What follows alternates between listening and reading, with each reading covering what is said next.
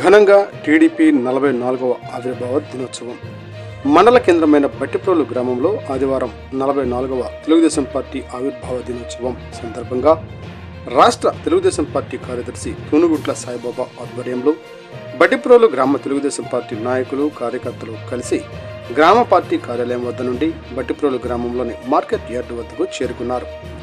అక్కడ టీడీపీ జెండా ఎగరవేసి ఎన్టీఆర్ విగ్రహానికి పూలమాలలు వేసి నివాళులు అర్పించి మిఠాయిలు పంచిపెట్టారు. టుడే టీవీ వేమూరు నియోజకవర్గ ఇన్ఛార్జ్ కుంచె వెంకటేశ్వరరావు.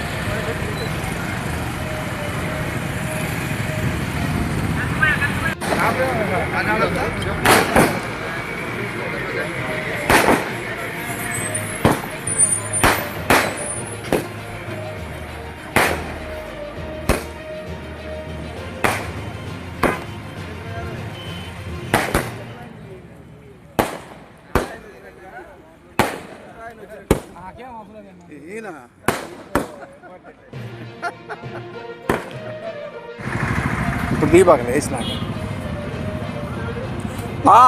నేను బాబా ఇక్కడే నేను మన ఫోటోలు తీయాలకి వెళ్తాట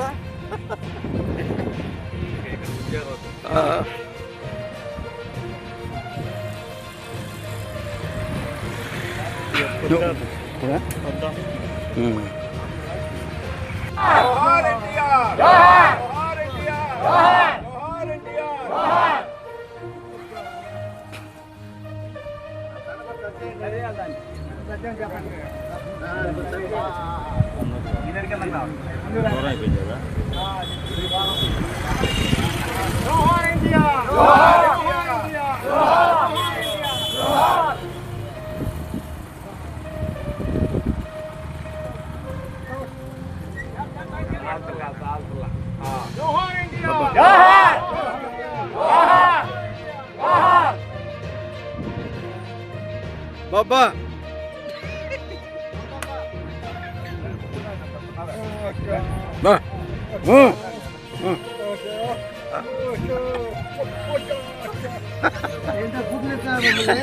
ఫోటో చేస్తున్నావా?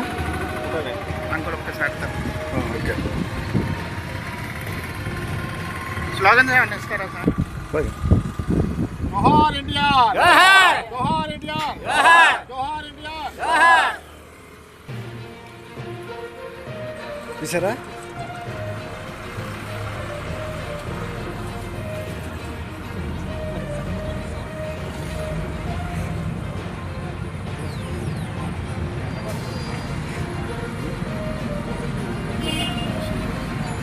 పెద్దపిల్లల సీన్ కనపడతలేదండి. పెద్దపిల్లల సీన్ గారు కనపడతలేదా? ఇట్లా కనపడేదంటే ఎక్కడ ఎరక్కుంటే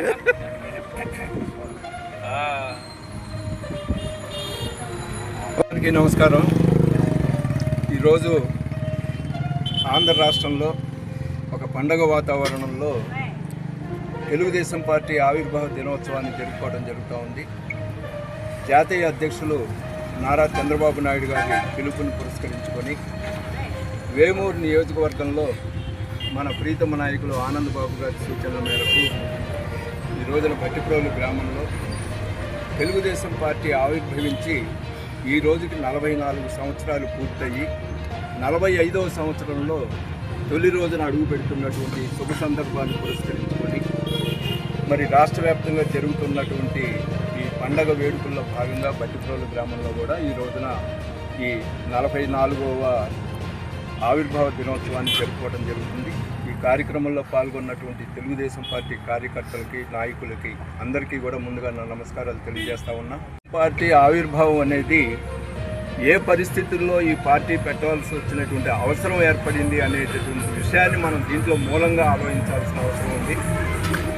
ఒకప్పుడు భారతదేశంలో తెలుగువారి ఆత్మగౌరవాన్ని దెబ్బతీసేటటువంటి పరిస్థితుల్లో ఆనాడు ఉన్నటువంటి కేంద్రం దగ్గర తెలుగు ప్రజల్ని మోకరిల్లేటటువంటి పరిస్థితుల్లో నుంచి వీళ్ళ ఆత్మగౌరవాన్ని కాపాడాలనేటటువంటి ఒక నినాదంతో మరి ఆ రోజున నందమూరి తారక రామారావు గారు సినిమా రంగంలో రారాజుగా వెలుగొందినటువంటి వ్యక్తి. మరి అటువంటి మహానుభావుడు ఈ రాష్ట్ర పరిస్థితులను గమనించినటువంటి నేపథ్యంలో 1982 మార్చి 29వ తారీఖున ఒక మంచి శుభముహూర్తాన ఈ పార్టీని స్థాపించటం. ఆ స్థాపించినటువంటి నేపథ్యంలో 9 నెలల వ్యవధిలోనే రాష్ట్ర వ్యాప్తంగా అతను చేసినటువంటి సుడిగాలి పర్యటన ప్రజల్ని చైతన్యవంతం చేసినటువంటి పరిస్థితుల్లో మరి ఆ రోజున 9 నెలల వ్యవధిలో ముఖ్యమంత్రి పీఠాన్ని అధిరోహించే నాటి ముఖ్యమంత్రిగా ఈ తెలుగుదేశం పార్టీ వ్యవస్థాపకుడిగా ఉన్నటువంటి నందమూరి తారక రామారావు గారికి ఆ గౌరవం దక్కింది. మరి ఆ రోజున ఏ ఆశయంతో అయితే తెలుగుదేశం పార్టీని స్థాపించడం జరిగిందో దానికి కట్టుబడి మరి ఆ రోజున ప్రధానమైనటువంటి అంశం ప్రతి పేదవాడికి కూడు గూడు గుడ్డ ఈ 3 కనీస అవసరాలుగా కల్పించాలనేటటువంటి ఒక లక్ష్యంతో తెలుగుదేశం పార్టీ ఏర్పడింది.